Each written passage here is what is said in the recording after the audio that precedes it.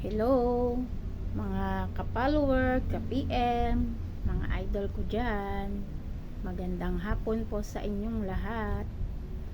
Ako po ay magluluto na naman ng ulam namin ngayon para sa hapunan, guys.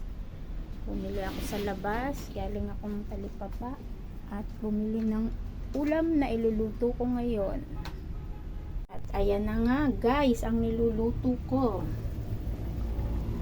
Yan, tinola ay sinigang na manok, tinola tuloy. Yan guys, sinangkotsa ko na yan sa sibuyas, luya at bawang. Napalambot ko at maya maya sasabawan ko na at para ilagay yung gulay. Ayan ang gulay ko guys, oh. Pechay with sili. Ayan guys, sinabawan ko na siya guys. Lalagyan ko na siya ng asin, ng timpla. Asin. Kayo, ano po ang niluluto nyo ngayon sa hapunan na ulam?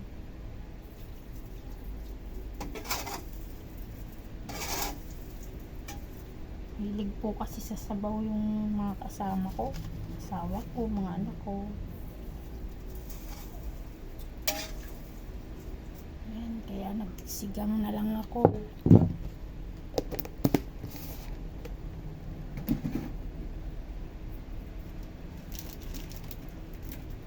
Paminta.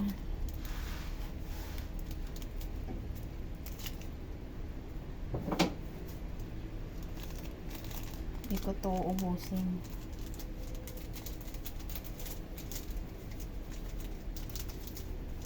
Kasi may sili na siya eh. Tsaka luya.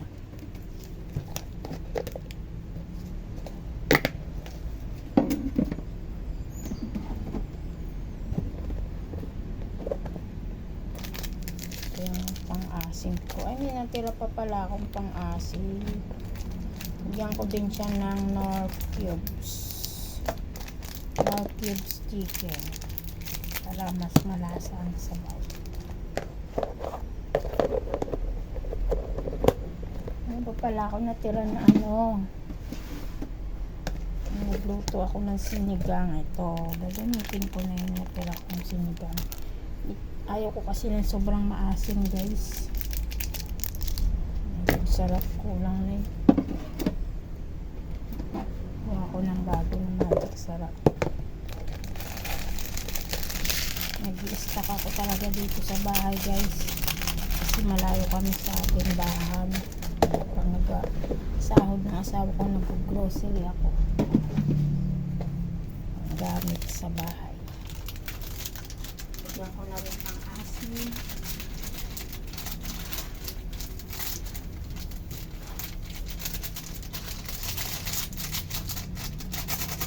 Para pag kumulo yung gulay na lang ang ilalagay ko guys. Kompleto na na. Timpla. Tignan ko na lang ang lasa niya.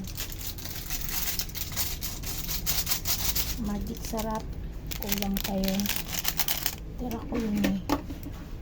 Ay, nakaplag na yung gunti.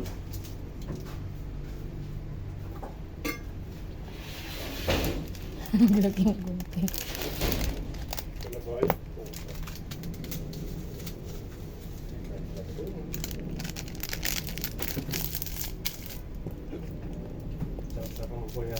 Kainit. Tapos, haluin ko guys. Haluin natin para lumasa yung timpla.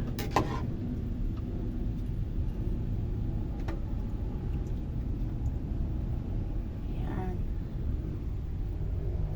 Lagay ko pa yung Knorr cubes.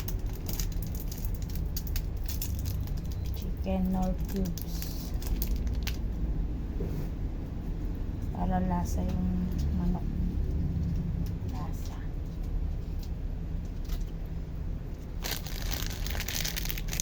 Salamat sa mga nanonood palagi ng video ko guys. Salamat sa suporta nyo sa akin. mag-iwan lang kayo ng bakas dyan sa baba para mabalikan po kayo agad pag nanonood kayo ng mga video ko. Kasi doon po ako nagtitingin sa comment ko. Sa comment section pag may nag-comment po. Mas mabilis po kasi mabisita ang bahay.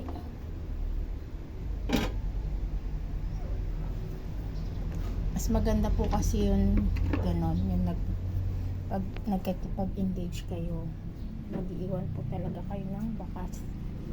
Hindi lang yung nanood lang po kayo. Paano po malalaman ng content creator na pinanood nyo kung nanood kayo sa video niya, para mabalikan din po kayo sa mga video nyo sa mga bahay nyo.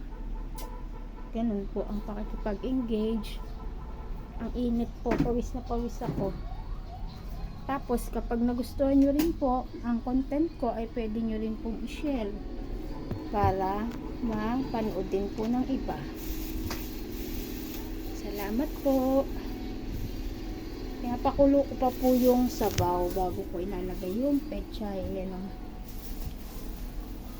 pinili kong pechay. Mahal ng pechay ngayon dito sa amin. 3 tali, ang liliit, tapos 45 pesos. Alam mo, hindi ako magsawag ng gulay. Ayan guys, kulong-kulo na ang sabaw. Pwede ko na ilagay ang gulay. Lalagay ko na ang gulay guys. Ayan, yung sili pala. Hindi pa nga na ilagay, sabay na sa gulay.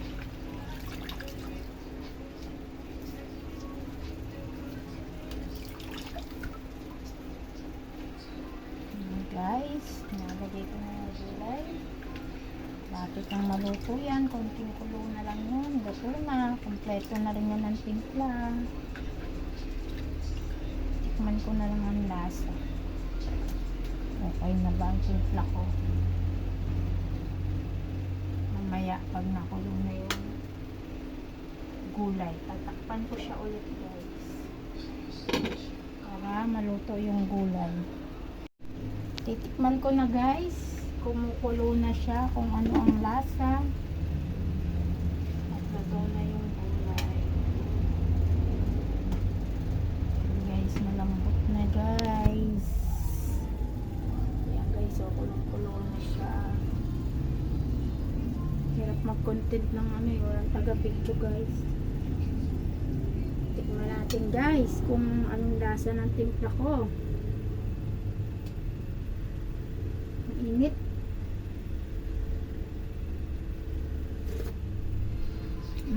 Yummy. Sakto lang lasa ng ano ko guys, timpla. Bye bye na guys. Thank you for watching.